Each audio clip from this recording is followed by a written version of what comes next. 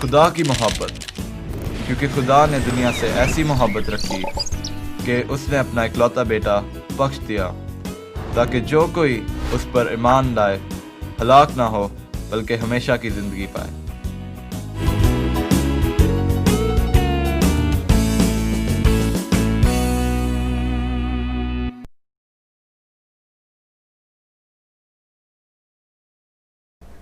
خداوند یسوع المسیح جو ہمارا محکم کلام اور مضبوط چٹان ہے، اسی کے جلالی نام میں میں شائستہ اختر آپ سب کی خدمت میں سلام پیش کرتی ہوں، اور ہمارے آج کے اس خوبصورت پروگرام خدا نے دنیا سے ایسی محبت رکھی میں آپ سب کو خوش آمدید کہتی ہوں۔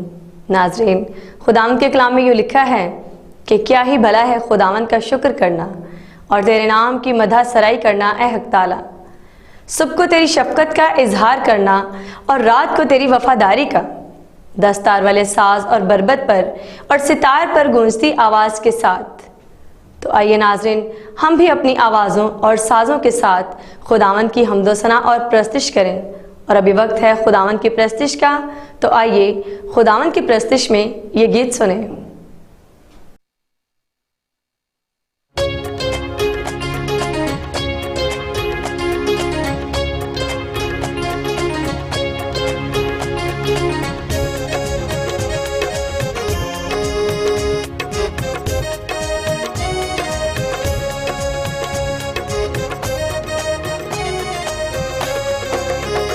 تیری رحمتیاں تیرے نانا میرے دل دا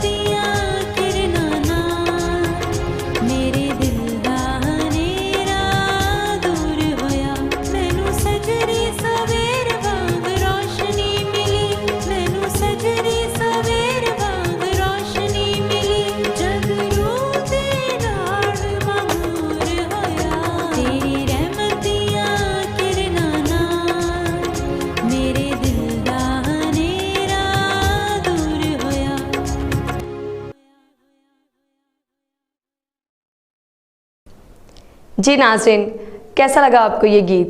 मैं उम्मीद करती हूँ कि खुदावन की इस परस्तिश के वसीला से आपने खूब बरकत हासिल की है।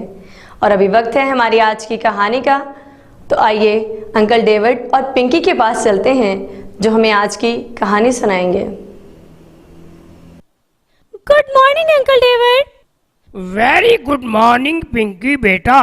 और नाजरीन, पिंकी और अंकल डेविड की तरफ से आप सब की खिदमत में आदाब और प्रोग्राम आज की कहानी में आप सबको खुश आमदीद।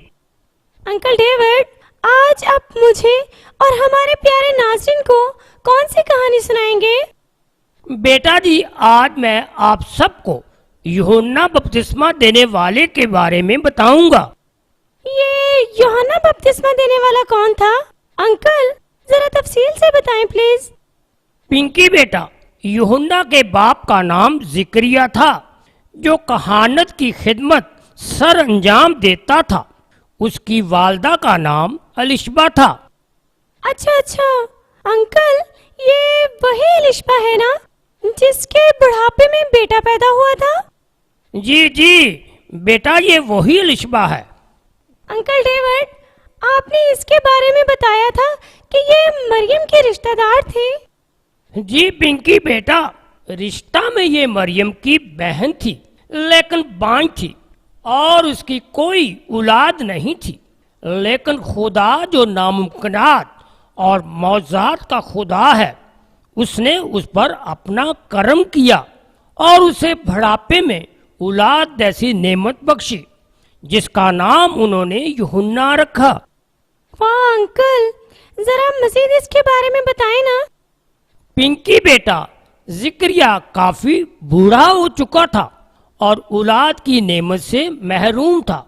एक दिन जब वो हैकल में कहानत के फराइज सर अंजाम दे रहा था, तो खुदावंद का फरिश्ता मज़बा की दाहिनी तरफ उससे हम कलाम हुआ।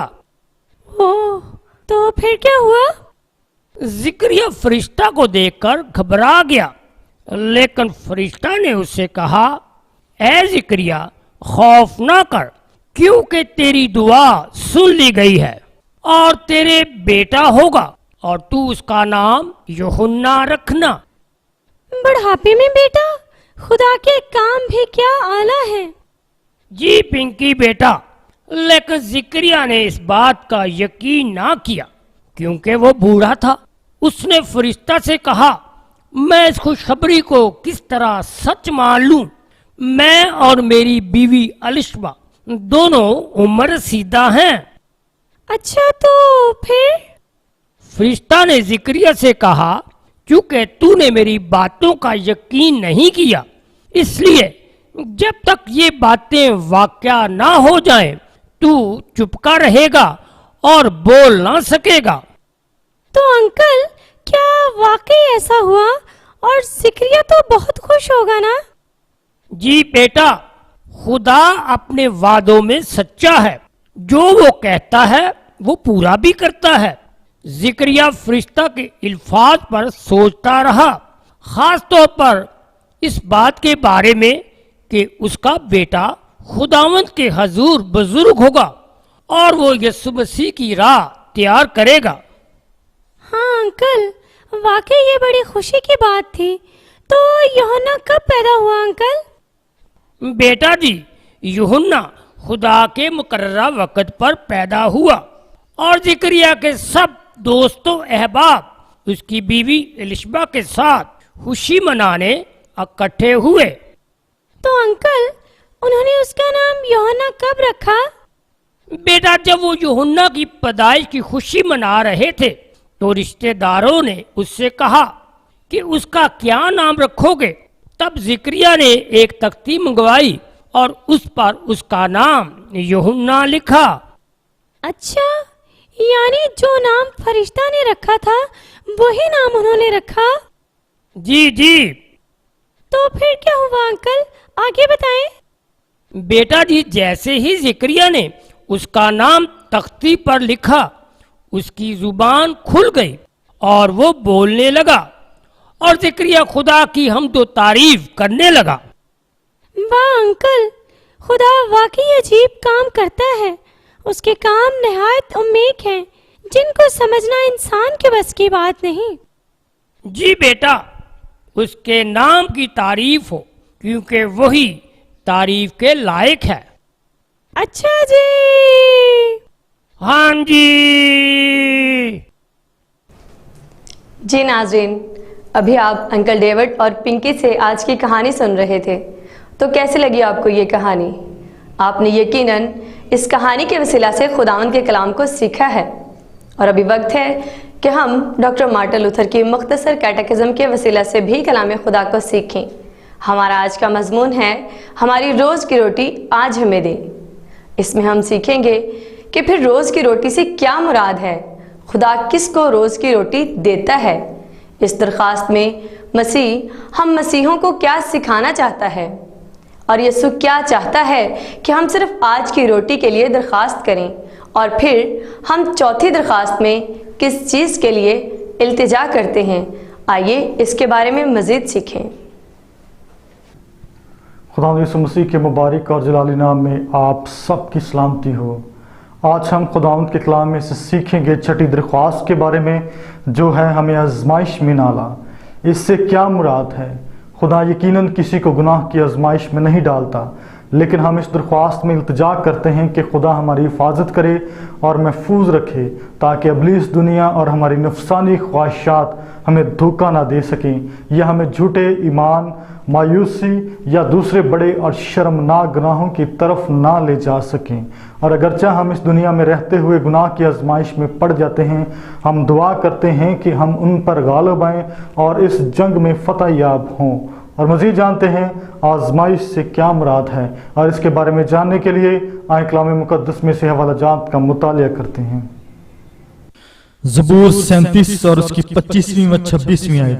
میں جوان تھا اور اب بوڑھا ہوں، تو بھی میں نے صادق کو بے کس اور اس کی اولاد کو ٹکڑے مانگتے نہیں دیکھا. وہ دن بھر رحم کرتا ہے اور قرض دیتا ہے. زبور 145 اور اس کی 15ویں و 16ویں آیت. سب کی آنکھیں تجھ پر لگی ہیں، تو ان کو وقت پر ان کی خوراک دیتا ہے. تو اپنی مٹھی کھولتا ہے اور ہر جاندار کی خواہش پوری کرتا ہے. یعقوب دوسرا باپ اور اس کی 15ویں و 16ویں آیت. اگر کوئی بھائی یا بہن ننگی ہو اور ان کو روزانہ روٹی کی کمی ہو، اور تم میں سے کوئی ان سے کہے کہ سلامتی کے ساتھ جاؤ، گرم اور سیر رہو، مگر جو چیزیں تن کے لیے درکار ہیں وہ انہیں نہ دے، تو کیا فائدہ؟ فلپیوں چوتھا باپ اور اس کی 19ویں آیت. میرا خدا تمہاری ہر ایک احتیاج رفع کرے گا. ہم نے خداوند کے کلام میں سے سیکھا آزمائش کا مطلب ہے کوئی بھی موقع جس میں کسی شخص کو دھوکہ دیا جا سکے یا بھٹکا کر جھوٹے ایمان کی طرف لے جایا جا سکے. اور مزید جانتے ہیں خداوند کے کلام میں سے زبور 145 اور اس کی 15ویں و 16ویں آیت. سب کی آنکھیں تجھ پر لگی ہیں، تو ان کو وقت پر ان کی خوراک دیتا ہے. تو اپنی مٹھی کھولتا ہے اور ہر جاندار کی خواہش پوری کرتا ہے. متی 5واں باپ اور اس کی 45ویں آیت. کیونکہ وہ اپنے سورج کو بدوں اور نیکوں دونوں پر چمکاتا ہے، اور راست بازوں اور ناراستوں دونوں پر میںہ برساتا ہے. متی 6 باپ اور اس کی 8ویں آیت. کیونکہ تمہارا باپ تمہارے مانگنے سے پہلے ہی جانتا ہے کہ تم کن کن چیزوں کے محتاج ہو. ہم نے خداوند کے کلام میں سے سیکھا آزمائش کا مطلب ہے کوئی موقع جس میں وہ شخص بھٹک کر بڑے اور شرمناک گناہوں کا شکار ہو جاتا ہے. اور مزید جانتے ہیں کون ہمیں آزمائش کے ذریعے دھوکہ دے کر گمراہ کرتا ہے. اور آئیں کلام مقدس میں سے جاننے کے لیے حوالہ جات کا مطالعہ کرتے ہیں.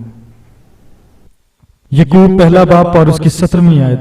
ہر اچھی بخشش اور ہر کامل انعام اوپر سے ہے اور نوروں کے باپ کی طرف سے ملتا ہے. پہلا پطرس 5واں باپ اور اس کی 7ویں آیت. اپنی ساری فکر اسی پر ڈال دو کیونکہ اس کو تمہاری فکر ہے. رومی 8واں باپ اور اس کی 32ویں آیت. جس نے اپنے بیٹے ہی کو دریغ نہ کیا بلکہ ہم سب کی خاطر اسے حوالے کر دیا، وہ اس کے ساتھ اور سب چیزیں بھی ہمیں کس طرح نہ بخشے گا. ہم نے خداوند کے کلام میں سے سیکھا ابلیس، دنیا اور ہماری گناہ آلودہ فطرت ہمیں گمراہ کرتے ہیں. اور مزید جانتے ہیں ہم اپنے باپ کے متعلق جو آسمان پر ہے آزمائش کے ضمن میں کیا جانتے ہیں. اور اس کے بارے میں جاننے کے لیے آئیں کلام مقدس میں سے سیکھتے ہیں. فلپیوں 4 باپ اور اس کی 6 آیت. तुम्हारी दरख्वास्तें दुआ और मिन्नत के वसीला से शुक्रगुजारी के साथ खुदा के सामने पेश की जाएं। ज़बूर 118 और उसकी पहली आयत, खुदावंद का शुक्र करो क्योंकि वो भला है और उसकी शफकत अबदी है। हमने खुदावंद के कलाम में से सीखा, हम जानते हैं कि हमारा बाप जो आसमान पर है हमें आजमाइश में नहीं डालता, और मजीद जानते हैं फिर हम क्यों कहते हैं कि आए हमारे बाप तू जो आसमान पर है हमें आजमाइश में ना डाल। और इसके बारे में जानने के लिए आए कलाम मुकद्दस में से हवाला जात का मुतालिया करते हैं।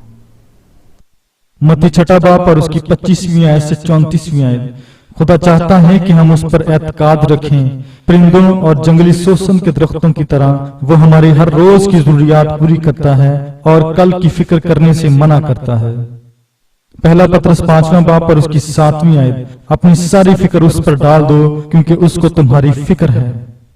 याकूब चौथा बाप और उसकी 13वीं आयत से 15वीं आयत, तुम जो ये कहते हो कि हम आज या कल फलां शहर में जाकर वहां एक बरस ठहरेंगे और सौदागरी करके नफा कमाएंगे और ये जानते नहीं कि कल क्या होगा, जरा सुनो तो तुम्हारी जिंदगी चीज ही क्या है। बुखारात का सा हाल है, अभी नजर आए और अभी गायब हो गए। यूं कहने की जगह तुम्हें ये कहना चाहिए कि अगर खुदावन चाहे तो हम जिंदा भी रहेंगे और ये या वो काम भी करेंगे।